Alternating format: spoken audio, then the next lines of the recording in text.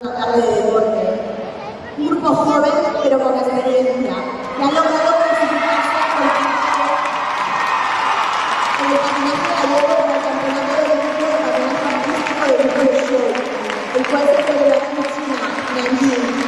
Y sin más, os presento Nuria Vives, entrega, Marta Pérez, disciplina, Iria Berrosa, exigencia, Laura Domínguez, compromiso, Andrea López, sacrificio, Ana Franco, esfuerzo, Denise Alonso, compañerismo, Iria Balboa, constancia, Nerea Esteves, motivación, Silvia San Román, superación. Y con todos vosotros, Ana Torera, soy mujer. Me dijeron que no podría lograrlo, me hicieron sentir menos capaz, pero voy a entregarme en cuerpo y alma, lo conseguiré.